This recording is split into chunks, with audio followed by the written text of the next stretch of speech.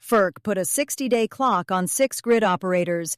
Virginia told its data centers they drink the same water as everyone else, and the buildout just ran into 3 walls at once. If you're just joining us, the fight in Washington is over whether FERC and DOE can standardize grid hookups for data center scale loads without trampling state control over distribution, retail sales, and service terms. FERC had already put DOE's Section 403 proposal on a June 2026 timeline, and those jurisdictional lines shape what any federal move can actually look like. This is the Data Center Daily. Today, water, a show cause deadline, and a Georgia County Commission. Same question every time. Who pays? And we start with what Digital Realty actually announced. Matt's got opinions. Here's Telecom Review America's. Digital Realty announced a series of transactions that, together, bolster the company's 3 core pillars of growth. 1. Expansion of its hyperscale data center development capacity through the acquisition of a new powered land site in the Kansas City metro. 2. Growth of its co-location and connectivity portfolio through the purchase of certain minority shareholder stakes in Telecom. And 3. Further scaling of its strategic private capital platform through the acquisition of Columbia Capital, a leading investment firm in the digital infrastructure space. Digital Realty's out with a Telecom Review America's wrap-up. We already knew about the Kansas City powered land and the Telecom minority stakes. The third piece is Columbia Capital, which they're buying for the private capital platform. We already pulled the Kansas City site and the Telecom stake from the 8K 2 days ago.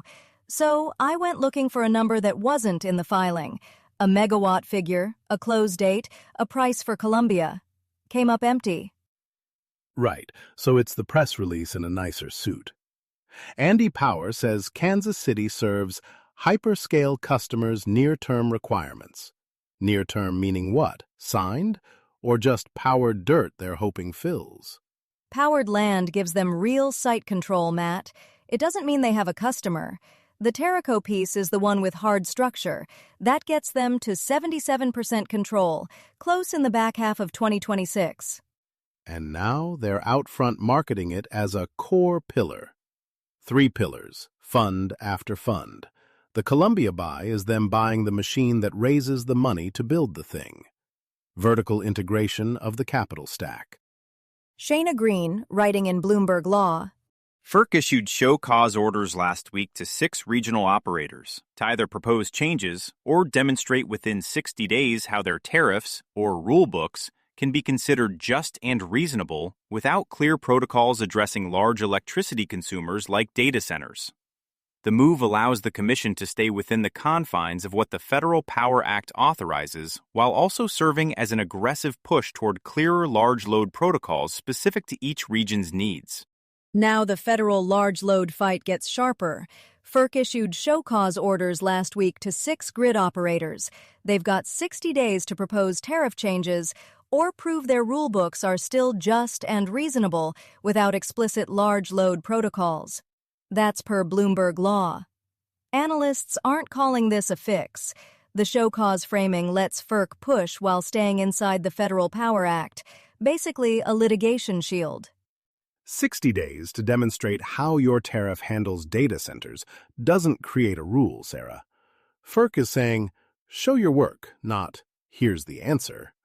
Danis at Policy Integrity says it builds a robust administrative record and reduces litigation entry points. Fine, but a record isn't an interconnection standard. The queue keeps compounding while 6 operators draft homework. Here's Ray Brennan at the cool down. Questions about special treatment for data centers are growing as roughly 1/3 of Virginia faces extreme drought, and Governor Abigail Spanberger calls on residents to conserve water. Even though these facilities can use hundreds of thousands of gallons of water per day for cooling, state and local officials told the Virginia Mercury that in several Virginia communities, they are subject to the same drought restrictions as residential, commercial, and industrial customers. Finally, a constraint outside power and transmission: water. 1/3 of Virginia is under extreme drought, and Loudoun County is the biggest data center market on the planet. And the mechanism is almost boring in how solid it is. Weed and Chloe at Virginia DEQ says the groundwater withdrawal permits already bake in seasonal limits. There's no carve-out to suspend. Hundreds of thousands of gallons a day for cooling. Same restriction as a guy watering his lawn.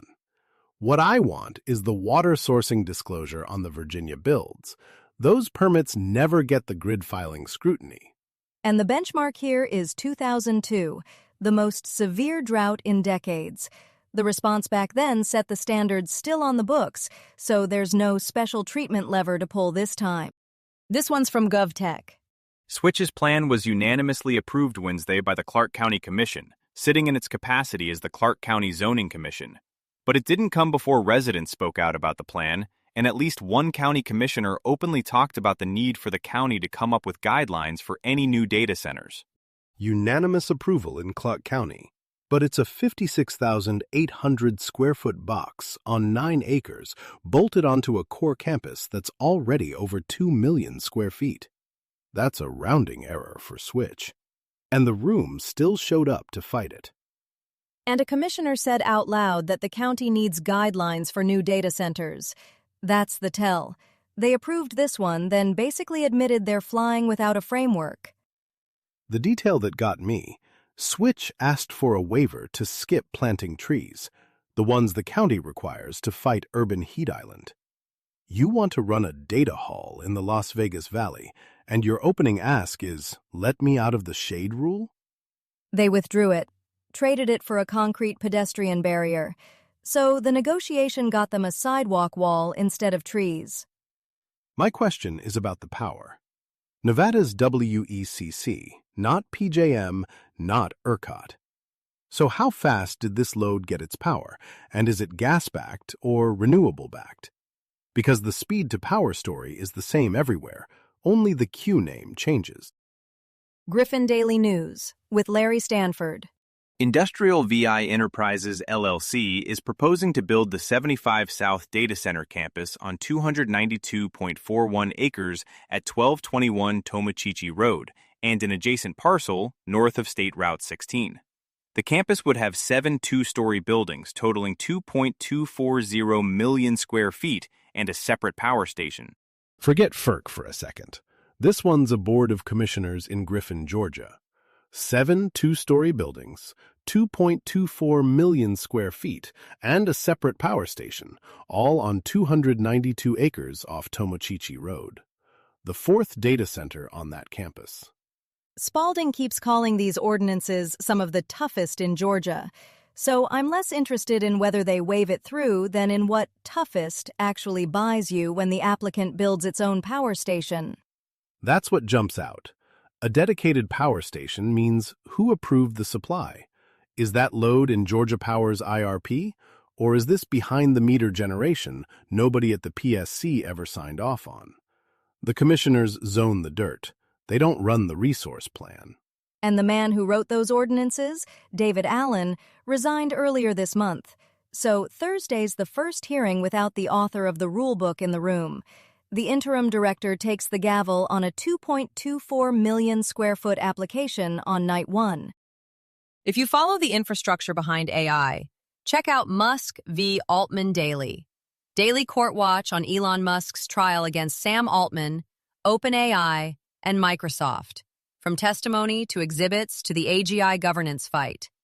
Find it wherever you listen to podcasts. What we're watching next. 6 regional grid operators now have 60 days under FERC's show cause orders to propose tariff changes or defend their current large load rules.